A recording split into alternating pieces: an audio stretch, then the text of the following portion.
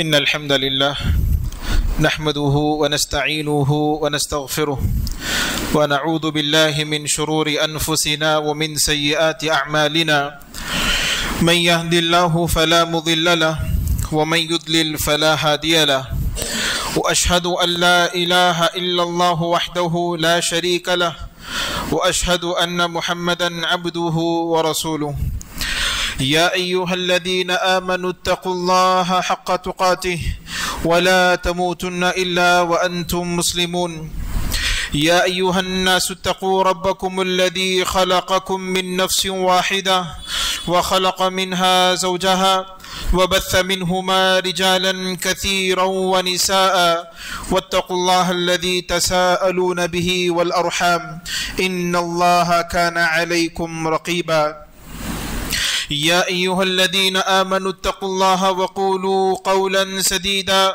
يصلح لكم أعمالكم ويغفر لكم ذنوبكم ومن يطع الله ورسوله فقد فاز فوزا عظيما أما بعد فإن خير الحديث كتاب الله وخير الهدي هدي محمد صلى الله عليه وسلم وشر الأمور محدثاتها فإن كل محدثة بدعة وكل بدعة ضلالة وكل ضلالة في النار. قال الله عز وجل أعوذ بالله من الشيطان الرجيم بسم الله الرحمن الرحيم وتزودوا فإن خير الزاد التقوى واتقوني يا أولي الألباب رب اشرح لي صدري ويسر لي أمري واحلل عقدة من لساني يفقه قولي سبحانك لا علم لنا إلا ما علمتنا إنك أنت العليم الحكيم. لائق عزت احترام بزرگان محترم، میرے نوجوان بھائیوں، پیارے بچوں اور پردہ نشین خواتین اسلام، ہر قسم کی حمد و ثنا، کبریائی اور بڑائی، تعریف و توصیف اللہ تبارک و تعالیٰ کے لیے لائق اور زیبا ہے، جو تنہا سارے جہانوں کا خالق اور مالک ہے۔ درود اور سلام ہو آخری نبی جناب محمد الرسول اللہ صلی اللہ علیہ وسلم کی ذات گرامی پر، جن کی محنتوں کے نتیجے ہم اور آپ آج اسلام کے سائے میں زندگی گزار رہے ہیں۔ حاضرین گرامی، خطبہ مسنونہ کے بعد قرآن مجید کی ایک آیت کا بعض حصہ آپ کے سامنے پڑھا گیا۔ اللہ رب العالمین نے بیان فرمایا کہ وَتَزَوَّدُوا فَإِنَّ خَيْرَ الزَّادِ التَّقْوَى، کہ لوگوں تم توشے راہ کو، زاد راہ کو اپناؤ۔ زندگی ایک سفر ہے، تو اس سفر کے ادا کرتے ہوئے، سفر کرتے ہوئے تم توشے کو اپنے ساتھ رکھو، زاد راہ کو تم اپنے ساتھ رکھو۔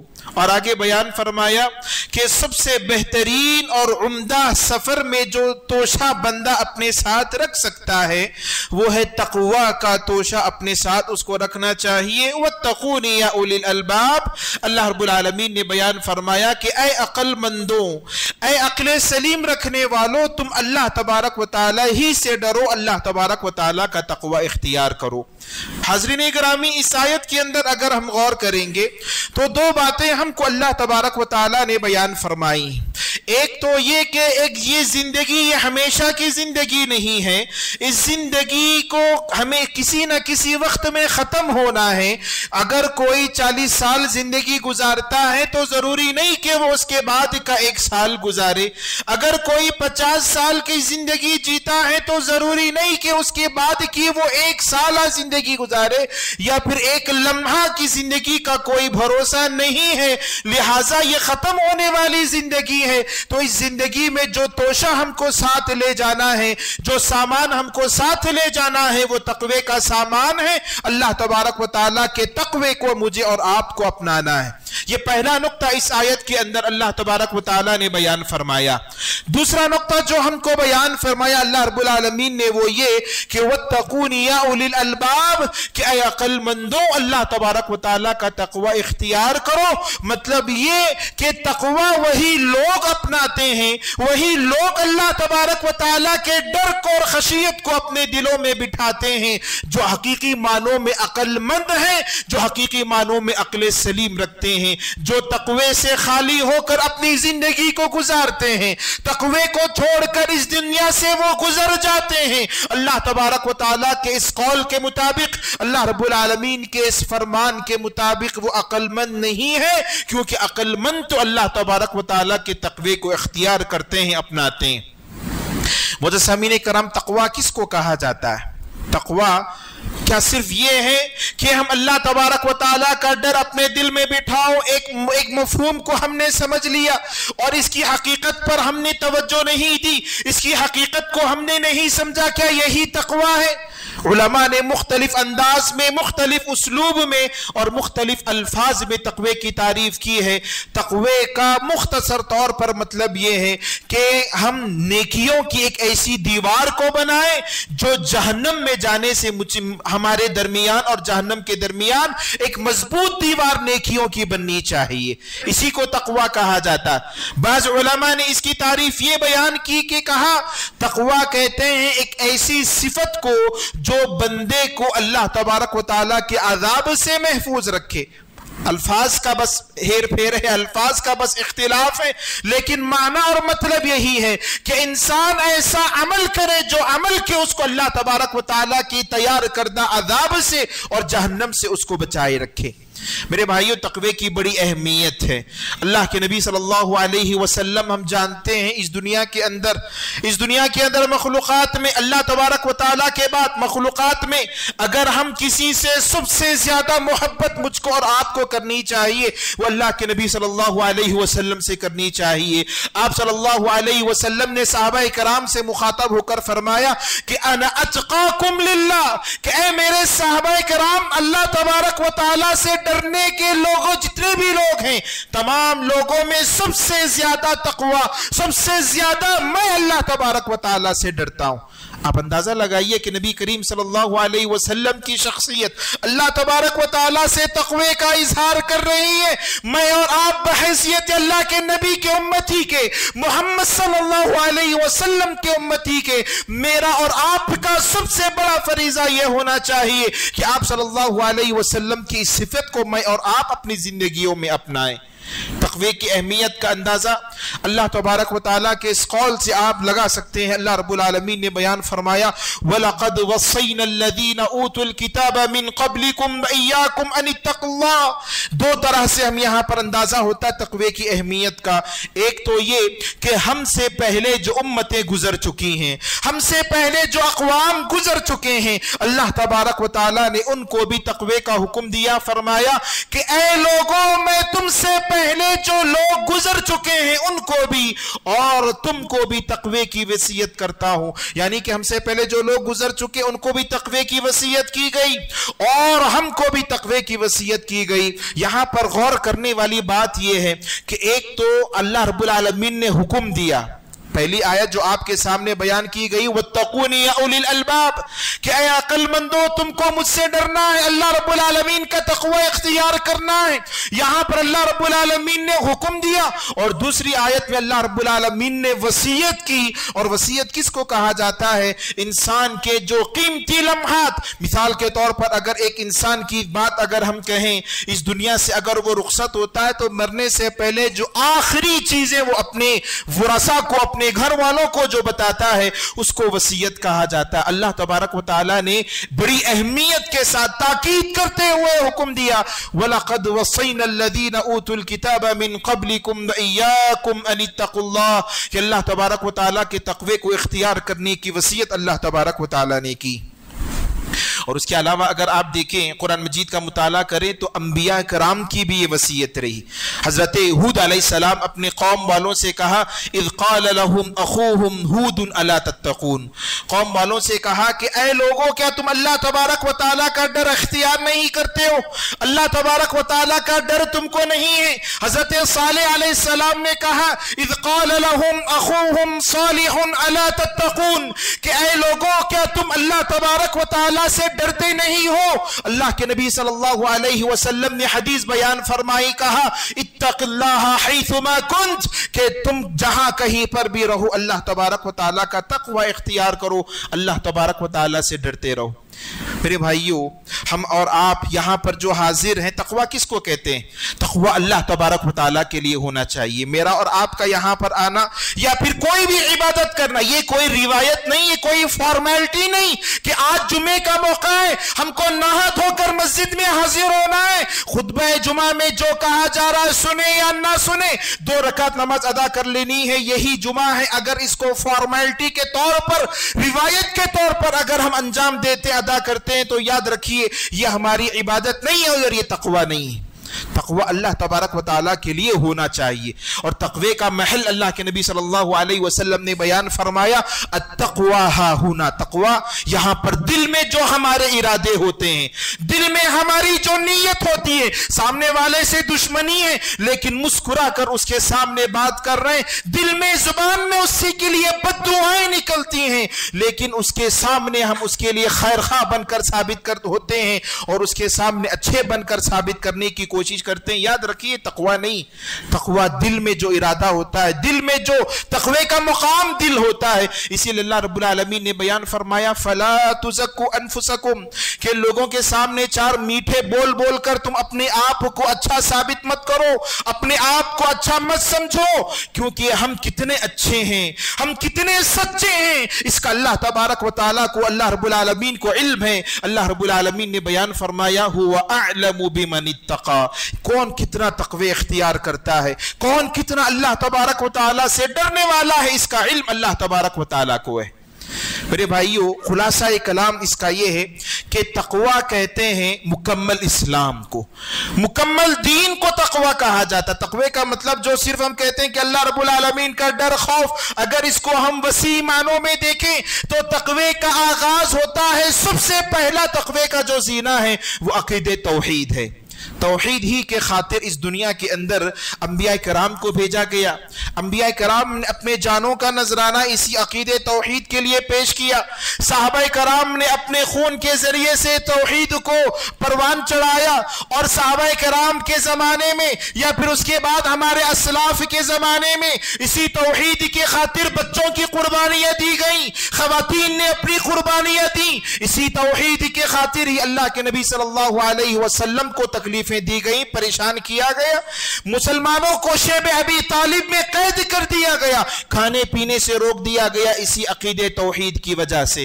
اور بعض لوگ جو شیب ابی طالب کے تعلق سے بعض علماء ذکر کرتے ہیں کہ اتنا زیادہ تنگ ان کو کیا گیا کہ کھانے پینے کی کوئی چیز میسر نہ تھی، درختوں کے پتوں کو کھا کر اپنے آپ کو انہوں نے زندہ رکھنے کی کوشش کی اسی عقیدہ توحید کی وجہ سے۔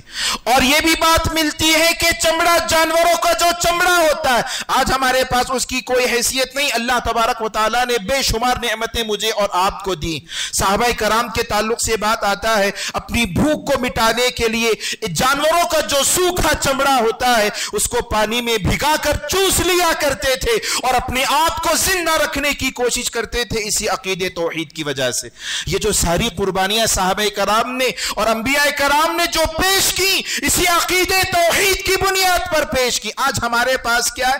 ہم کہتے ہیں کہ ہم تو متقی ہیں اور ہم اہل سنہ ہیں، ہم بڑے کٹر ہیں، ہم بڑے مضبوط ہیں۔ یاد رکھیے اگر اس نعرے کے ساتھ ہم عقیدہ توحید کو ضروری نہیں سمجھتے تو شیطان کا سب سے پہلا حملہ ہے، اور اس کے بعد ہماری عقیدہ توحید میں کمزوری لائے گا اور اس کے بعد انسان کو گمراہ کر دے گا۔ توحید سے کبھی کوئی بے نیاز نہیں ہو سکتا، توحید سے، عقیدہ توحید سے کبھی کوئی بے نیاز نہیں ہو سکتا۔ اور دوسری بات یہ کہ مجھے اور آپ کو، اور آج آپ دیکھ لیجئے جتنے بھی سارے مسلمان ہیں عقیدہ توحید کے موضوع سے وہ چڑھتے ہیں، بہت سارے لوگ توحید کے موضوع سے وہ چڑھتے ہیں۔ اگر آپ دیکھیں اس کی وجہ کیا ہے، اس کی وجہ یہ ہے کہ مجھے اور آپ کو توحید ہم تک جو پہنچی ہے، اس کے لیے جو قربانیاں پیش کی گئی ہیں، اس کی قربانیوں کا مجھے اور آپ کو علم نہیں ہے۔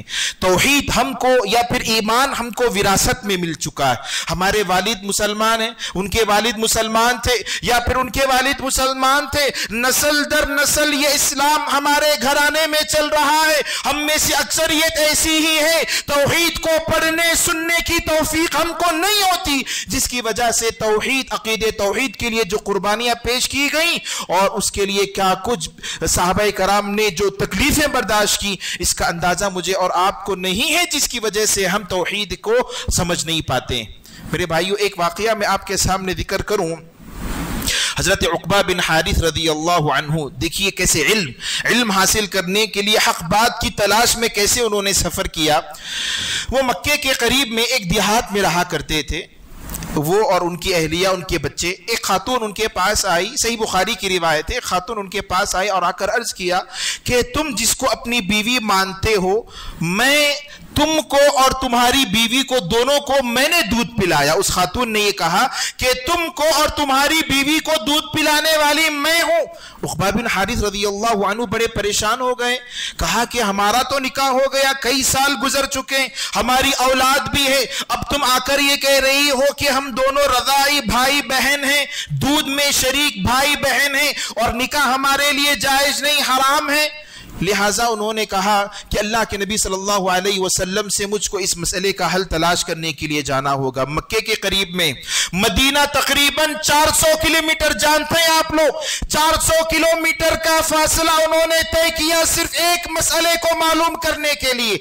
आज हमारे भी जिंदगियों में बहुत सारे मसाइल आते हैं, हम कहते हैं कि चलो ये हो सकता है, इसके अंदर गुंजाइश बन सकती है, मेरे ज़हन में ये बात आ रही, मेरी अकल में ये बात आ रही, मेरा घराना, मेरा खानदान, मेरे पड़ोसी ऐसा करते हैं, चलो ये जायज है, हम उस काम को कर देते हैं। मेरे भाइयों, याद रखिए, इसको तकवा नहीं कहा जाता, इसको तकवा नहीं कहा जाता। उक़बा बिन हारिस रज़ियल्लाहु अन्हु मक्के से मदीना गए, सफर किए, वहां पर जाकर अल्लाह के नबी सल्लल्लाहु अलैहि वसल्लम से सारा मामला जिक्र किया, कहा कि फला खातून ये कहती है कि मेरी बीवी वो मेरी रज़ाई बहन है, हमारे दरमियान रिश्ता दुरुस्त नहीं है, मुमकिन नहीं है। अल्लाह के नबी सल्लल्लाहु अलैहि वसल्लम, आप इस मसले का हल बताइए।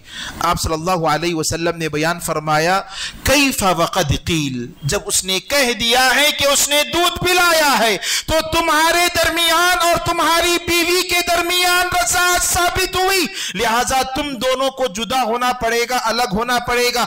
एक तो इतना लंबा सफर, 15 दिन 20 दिन का सफर, और हवाई जहाज, ट्रेन वगैरह की भी सहूलत नहीं, खाने पीने की भी उतनी ज्यादा सहूलत नहीं। ये सारी तकलीफें बर्दाश्त करके एक मसला मालूम करने के लिए आए थे, और वो मसला भी खुद उनके खिलाफ गया और उसको उन्होंने कबूल किया। मेरे भाइयों, हकीकत में ये तकवा है, हकीकत में ये तकवा है। बात अगर हमारे खिलाफ भी हो तो उसको कबूल करने का जज्बा हमारे अंदर होना चाहिए। और ये जो हजरत उक़बा बिन हारिस रज़ियल्लाहु अन्हु ने जो ना यहाँ पर नजराना पेश किया, उलमा यहाँ पर नुक्ता बयान करते हैं कि इल्म हासिल करने के लिए सफर करना चाहिए। आज हमारे पास सफर करने की भी जरूरत नहीं है, उलमा हमारे पास मौजूद है, हर बस्ती में, हर मोहल्ले में, हर जगह पर मसाजिद बने हुए हैं, उलमा वहां पर मौजूद है। अकीदे का दर्स और अकीदे की तौहीद की बातें मुझको और आपको हासिल करनी चाहिए। ये तकवे का सबसे पहला जीना है। आज हम ये कहते हैं कि ये मेरी जिंदगी है, मैं जैसे चाहूं उसको गुजारूं। याद रखिए, ये मेरी जो जिंदगी मेरी नहीं, ये जो मेरा हाथ है ये मेरा हाथ नहीं, इसको जैसे चाहे मैं इस्तेमाल नहीं कर सकता। ये जो मेरी निगाहें हैं और हमारे कान, हमारे जिस्म के जो आज़ा हैं, ये हमारे नहीं हैं, ये अल्लाह तबारक व तआला के दिए हुए हैं। अल्लाह रब्बुल आलमीन ने बयान फरमाया, अल-यौमा नख्तिमु अला अफ़वाहिहिम व तुकल्लिमुना अयदीहिम व तशहदु अर्जुलुहुम बिमा कानू यक्सिबून, कि ये जो हाथ अल्लाह तबारक व तआला क़यामत के दिन हशर के मैदान में इन हाथों को बोलने की ताकत देगा। ये हाथ हमारे खिलाफ गवाही देंगे। दुनिया में हमने इन हाथों से जो गुनाह किए थे, तक़वे को भुला दिया था, अल्लाह तबारक व तआला का डर, खौफ हमारे दिलों में नहीं था, ये हाथ हमारे खिलाफ गवाही देगा। ये हमारी आंखें हमारे खिलाफ गवाही देंगी, हमारे हाथ पैर, हमारे कान, ये हमारे जिस्म का हर अज़ू हमारे खिलाफ गवाही देगा। अब आप बताइए कि ये सारे आज़ा हमारे कैसे हुए? मेरे भाइयों, सबसे पहला जीना तकवा है, फिर उसके बाद तकवे का सबसे पहला जीना तौहीद है, उसके बाद जो दूसरा जीना है वो है नमाज। नमाज की पाबंदी करना चाहिए, नमाजों का एहतमाम करना चाहिए। آج ہم یہ سمجھتے ہیں کہ اگر کوئی سر پر ٹوپی رکھ لے تو وہ بڑا نمازی، کبھی اگر مسجد میں نظر نہ بھی آئے تو بڑا نمازی، اگر کوئی داڑھی رکھ لے، داڑھی نہیں کاٹتا ہے تو وہ بڑا متقی، اگر کوئی ٹخنوں سے نیچے کپڑے پہنتا ہے، ڈھیلا ڈھالا لباس پہنتا ہے تو ہم نے اس کو متقی سمجھ لیا۔ تقوی کی یہ تعریف اور تقوی کا یہ تصور ہمارے ذہنوں میں بیٹھا ہوا ہے۔ اور اس سے بڑھ کر یہ کہ اگر ہم کو کوئی عمل کرنے کی توفیق مل بھی جاتی ہے، عمل کرنے کا موقع مل بھی جاتا ہے، تو وہاں پر ہم بڑے اپنے آپ کو متقی سمجھنے لگتے ہیں، بڑے عبادت گزار سمجھنے لگتے ہیں۔ اور اس کا ثبوت ہم کو یہ ملتا ہے کہ سامنے والوں کی عبادتوں پر، سامنے والوں کے تقوی پر، سامنے والوں کے اخلاق پر ہماری زبانیں چلنے لگتی ہیں۔ یاد رکھیے اللہ تبارک و تعالیٰ نے ہم کو جو بھی عمل ہم کرتے ہیں اس کے اندر ہمارا کوئی کمال نہیں۔ میں یہاں پر ٹھہرا ہوا ہوں تو اس کے اندر میرا کوئی کمال نہیں، بلکہ اللہ تبارک و تعالیٰ کی توفیق سے میں یہاں پر ٹھہرا ہوں۔ آپ لوگ یہاں پر حاضر ہیں تو اس کے اندر آپ کا کوئی کمال نہیں، بلکہ اللہ تبارک و تعالیٰ نے آپ کو توفیق دی یہاں پر آنے کی اور حاضر ہونے کی، تو یہ اللہ تبارک و تعالیٰ کا کمال ہے۔ یہ اللہ تبارک و تعالیٰ نے ہم کو اس بات کی توفیق دی۔ میرے بھائیوں، نمازوں کا ہم کو اہتمام کرنا چاہیے۔ نمازوں کے تعلق سے دیکھیے، انسان جن سے زیادہ محبت کرتا ہے ان سے رابطے میں رہتا ہے۔ اگر کوئی ہمارا قریبی شخص کہیں باہر جائے تو فوری طور پر کال جاتا ہے، ان کو کال کرتے، میسج کرتے ہیں کہ کہاں پر ہیں، کب تک آئیں گے، گھر کب تک واپس ہوں گے۔ جن سے ہماری محبتیں ہوتی ہیں اتنا زیادہ ہم ان سے ربط میں ہوتے ہیں، تعلق میں ہوتے ہیں۔ آپ اگر اللہ تبارک و تعالیٰ سے ربط میں ہیں، اگر اللہ تبارک و تعالیٰ سے تعلق میں ہیں، اور ایک مومن بندے کو سب سے زیادہ تعلق، سب سے زیادہ قریب اللہ تبارک و تعالیٰ کے ساتھ اس کو ہونا چاہیے، اللہ رب العالمین کے ساتھ اس کو ہونا چاہیے۔ اللہ رب العالمین سے ہمارا تعلق کتنا گہرا، کتنا مضبوط ہے۔ اگر ہم نمازوں کا اہتمام کرتے ہیں تو اس کا مطلب یہ کہ دن میں کم از کم 5 مرتبہ نماز کے ذریعے سے اللہ تبارک و تعالیٰ سے ہم کانٹیکٹ کرتے ہیں، اللہ تبارک و تعالیٰ سے ہم رابطے میں آتے ہیں۔ کیونکہ اللہ رب العالمین، اللہ کے نبی صلی اللہ علیہ وسلم نے بیان فرمایا کہ نماز کے اندر بندہ جب سورہ فاتحہ پڑھتا ہے تو گویا کہ اللہ رب العالمین سے وہ بات چیت کرتا ہے اور اللہ تبارک و تعالیٰ اس کا جواب بھی دیتے۔ اب آپ سوچئے ہمارا تعلق دنیا سے زیادہ گہرا ہے یا پھر اللہ رب العالمین سے زیادہ گہرا ہے؟ اگر کوئی کسٹمر ہو گیا، دکان میں ہیں، بیٹھے ہوئے، اذان کا وقت ہو رہا ہے، اذان ہو گئی، جماعت کا وقت ہو رہا ہے، ہم کہتے ہیں کہ اگر اس کو بھیج دیں گے تو نقصان ہوگا، بعد میں ہم پڑھ لیں گے، وقت بہت زیادہ، آدھا گھنٹہ 1 گھنٹے کا موقع ہے، بعد میں پڑھ لیں گے، اور نماز کو با جماعت ترک کیا جا رہا ہے، چھوڑا جا رہا ہے۔ آپ اس سے اندازہ لگائیے کہ ہمارا تعلق دنیا سے زیادہ ہے یا پھر اللہ تبارک و تعالیٰ سے زیادہ۔ کہنے کو تو ہم بہت ساری باتیں کہتے ہیں کہ ہم فلاں کو اتنا دیتے ہیں، فلاں کو یہ دیتے ہیں، فلاں کو وہ دیتے ہیں، ہم متقی ہیں، فلاں ہیں، فلاں ہیں۔ کہنے سے کوئی بات ثابت نہیں ہوتی، ہمارا عمل کیسا ہے اس پر مجھے اور آپ کو توجہ دینا چاہیے، غور کرنا چاہیے۔ آج ہم دیکھتے ہیں فجر کی نماز کے لیے، فجر کی نماز کا وقت بہت بڑا یہ فرق کرنے والی چیز، یہ میزان ایک ترازو ہے کہ جس کے ذریعے سے ہم اپنے ایمان کو جان سکتے ہیں، اپنے تقوی کو جان سکتے ہیں۔ اللہ تبارک و تعالیٰ کی خاطر اگر ہم اپنے نیندوں کی قربانی نہیں دے سکے، نیند کو چھوڑ نہیں سکے، تو اتنی رنگ برنگی دنیا کو کہاں سے چھوڑیں گے؟ میرے بھائیوں، زبان سے کوئی بات ہونے والی نہیں۔ آج ہم دیکھتے ہیں کہ اب بچوں کو اسکول چھوڑنا ہوتا ہے، سرپرست وہ وقت سے پہلے اسکول جانے کی کوشش کرتے ہیں، 15 منٹ 20 منٹ پہلے گھر پر بہت زیادہ ہلچل ہوتا ہے اور اپنے بچوں کو لے جا کر اسکول میں ڈراپ کر دیتے ہیں۔ اگر آپ کو کہیں پر ہاسپٹل جانا ہے کیونکہ اپوائنٹمنٹ لینا ہوتا ہے وہاں پر، اور وہاں پر جا کر آدھا گھنٹہ 1 گھنٹہ پہلے سے ہم انتظار کرنے لگ جاتے ہیں ڈاکٹر کے آنے سے پہلے۔ جاب کو جانا ہے، نوکری کرنے والے، وہاں پر ہم کو جانا ہے سب سے پہلے یا پھر وقت پر ہم کو جانا ہے۔ کہیں ایسا نہ ہو کہ ہم پر ریمارک نہ آ جائے، کوئی ہمارے بارے میں غلط بات نہ پھیل جائے کہ جس کی وجہ سے ہماری نوکری یا تو ختم ہو جائے گی یا پھر ہمارے مال میں جو سیلری میں انکریمنٹ ہو سکتا ہے وہاں پر رکاوٹ آ جاتی۔ دنیا کے ان سارے کاموں میں، دنیا کے ان ساری چیزوں میں ہم اور آپ کیا کرتے ہیں؟ یہاں پر وقت کا خیال کرتے ہیں اور وقت سے پہلے جانے کی کوشش کرتے ہیں۔ میرے بھائیوں، نمازوں کا دیکھیے، اللہ تبارک و تعالیٰ تعالیٰ نے حکم دیا, اللہ کے نبی صلی اللہ علیہ وسلم کی حدیث کی روشنی میں مؤذن اذان دیتا ہے, اور کتنے ہمارے مسلمان بھائی ہیں جو سڑکوں پر پھرتے نظر آتے ہیں. نماز کا وقت ہوتا ہے, کتنے ہم میں سے ایسے لوگ ہیں جن کو نمازوں کی چھوٹنے کی فکر ہوتی ہے کہ ہماری ایک نماز جماعت کے ساتھ نہیں ہو سکی. ایسے کتنے لوگ ہیں. ہم اپنے آپ کا جائزہ لیں, اپنے دل سے سوال کریں ہم کہ کتنے ایسے موقع ہو گئے اور کہ ہم نے نمازوں کو چھوڑ دیا, ترک کر دیا, اور اس کے باوجود بھی ہم متقی, اس کے باوجود بھی ہم اللہ تبارک و تعالیٰ سے ڈرنے والے ہیں, اور نمازوں کو چھوڑنے کے باوجود بھی ہم جنت میں داخل ہونے والے. میرے بھائیوں, یہ کہاں تک انصاف کی بات, یہ کہاں تک یہ ہم کو, مجھے اور آپ کو جنت میں لے جانے والی بات ہے. تو لہٰذا کہنے کا مطلب یہ کہ نمازوں کے اندر مجھے اور آپ کو دلچسپی دینی چاہیے, توجہ دینی چاہیے. تقوی کا یہ سب سے دوسرا بڑا زینہ ہے, سیڑھی ہے کہ جس کے ذریعے سے بندہ متقی بن سکتا ہے. میرے بھائیوں, اللہ کے نبی صلی اللہ علیہ وسلم کے تعلق سے بات آتی ہے کہ اگر کوئی بھی معاملہ, سخت ترین معاملہ ہوتا, آپ صلی اللہ علیہ وسلم سب سے پہلے نماز کی طرف رجوع کرتے, سب سے پہلے نماز پڑھ لیا کرتے تھے. یہ آپ صلی اللہ علیہ وسلم کا معاملہ. اور آج ہم دیکھتے ہیں کہ ہماری زندگیوں میں ہم دنیا میں لگے ہوئے ہیں, دنیا میں ہم لگے بیٹھے ہیں, اور سامنے والا شخص جن سے ہم کو فائدہ ملنے کی امید ہوتی ہے, اس کے سامنے ہم میٹھے بول بولتے ہیں, اس کے سامنے اچھی گفتگو کرتے ہیں, حالانکہ اس کے ہاتھ میں نہ جنت ہے نہ جہنم. جس کے ہاتھ میں جنت اور جہنم ہے, اس کے نگاہوں میں مجھے اور آپ کو اچھا بننا ہے. یہی تو اصل معنوں میں تقوی. ہم دنیا والوں کے سامنے متقی بن کر کیا کریں گے؟ دنیا والوں کی زبانوں پر اگر ہماری تعریفیں ہوں تو اس سے مجھے اور آپ کو کوئی فائدہ ہونے والا نہیں, بلکہ یہ ساری دنیا مل کر بھی ہمارے متقی ہونے کی گواہی دے. اگر اللہ تبارک و تعالیٰ کے پاس ہم متقی نہ ہو تو پھر یہ ساری کی ساری گواہیاں ہیچ ہیں, بیکار ہیں, ضائع ہیں. اس کا مجھے اور آپ کو کوئی فائدہ ہونے والا نہیں, کوئی فائدہ ہونے والا نہیں. میرے بھائیوں, یاد رکھیے, نماز کا وقت جہاں پر بھی ہو تو وہاں پر ہم کو نماز پڑھ لینا چاہیے, نماز ادا کر لینا چاہیے. اگر جماعت کے ساتھ پڑھ سکتے ہیں تو جماعت کے ساتھ, اگر جماعت کے ساتھ نہ صحیح تو کم از کم سفر میں ہیں یا پھر کسی ایسی جگہ پر جہاں پر جماعت کا موقع نہیں, تو وہاں پر کم از کم ایک آدھ دو لوگوں کو جمع کر کر ہی ہم وہاں پر نماز کو ادا کر لیں.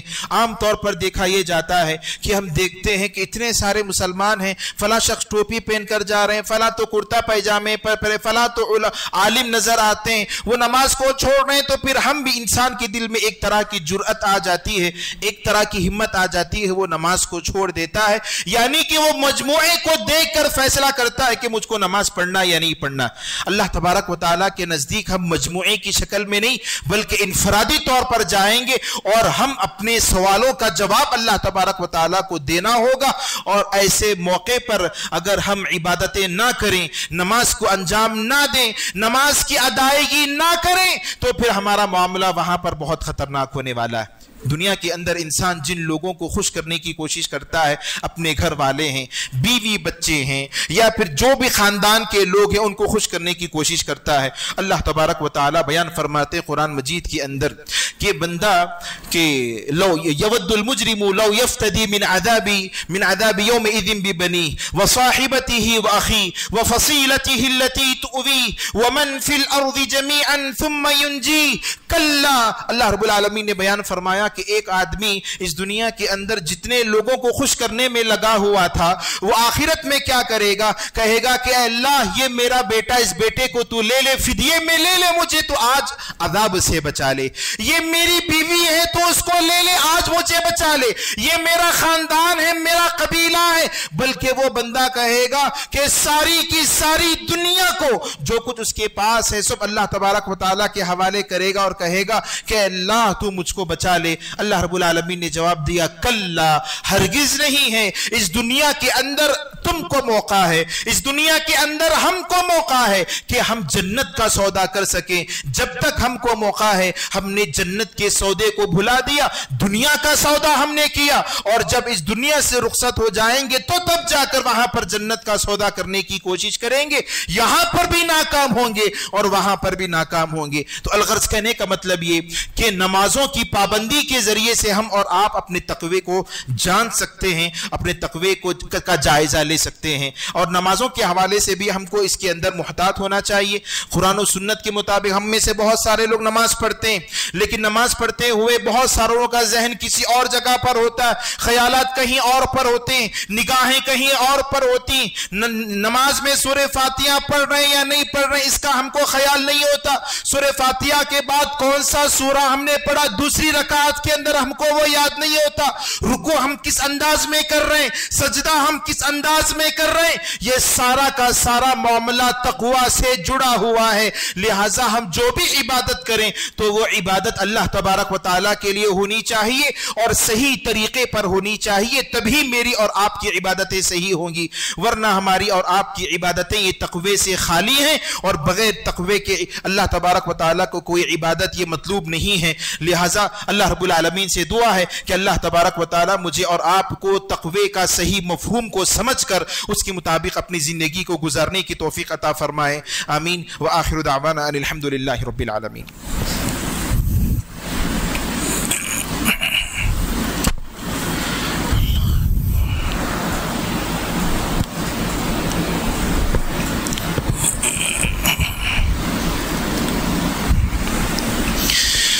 الحمد لله على إحسانه والشكر له على توفيقه وامتنانه وأشهد أن لا إله إلا الله وحده لا شريك له تعظيما لشأنه وأشهد أن محمدا عبده ورسوله الداعي إلى رضوانه صلى الله عليه وسلم تسليما كثيرا.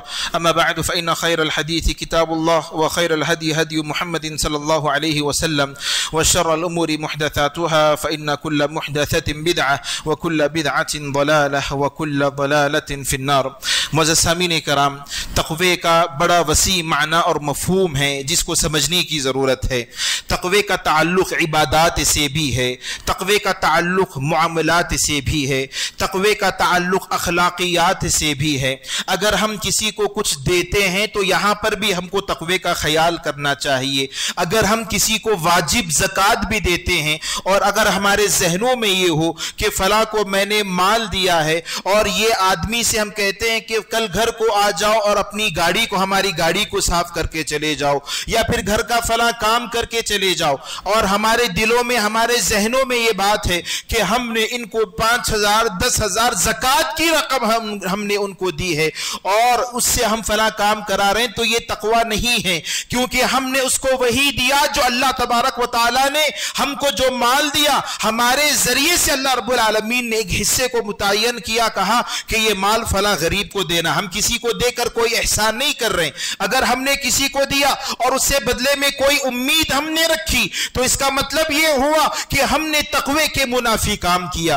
اور یاد رکھیے، کوئی بھی کسی کے ساتھ خیر خواہی کرتے ہوئے، کسی کو کوئی بھی کام ہم کسی کی مدد کرتے ہوئے، ہم اس سے بدلے کی امید اس مخلوق سے نہیں، اس آدمی سے نہیں، بلکہ اللہ تبارک و تعالیٰ سے ہم کو کرنی چاہیے.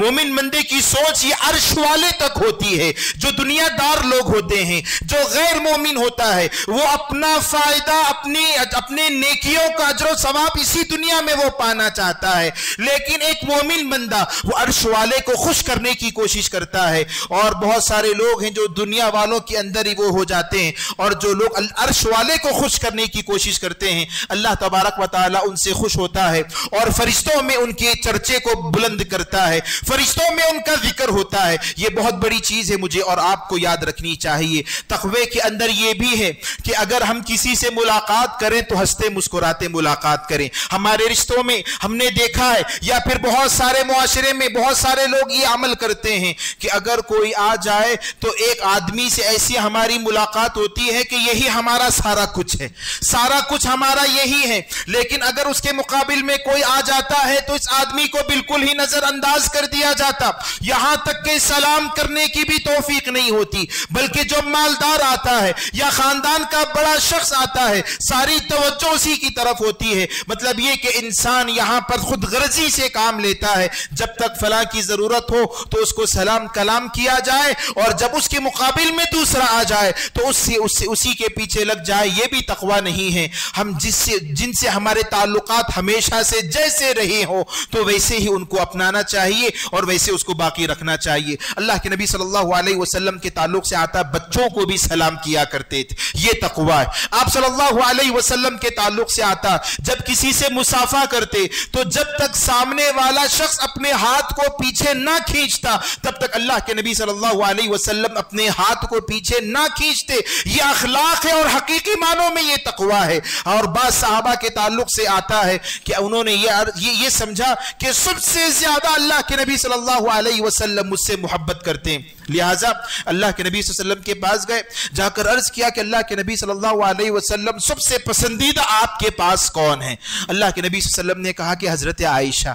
انہوں نے سمجھا کہ شاید خواتین میں بول رہے ہیں، اسی لیے دوبارہ سوال کیا، کہا کہ خواتین میں نہیں، اللہ کے نبی صلی اللہ علیہ وسلم مردوں میں سب سے زیادہ پسندیدہ محبوب کون ہے آپ کے پاس؟ انہوں نے کہا کہ اللہ کے نبی صلی اللہ علیہ وسلم نے کہا کہ ابو بکر۔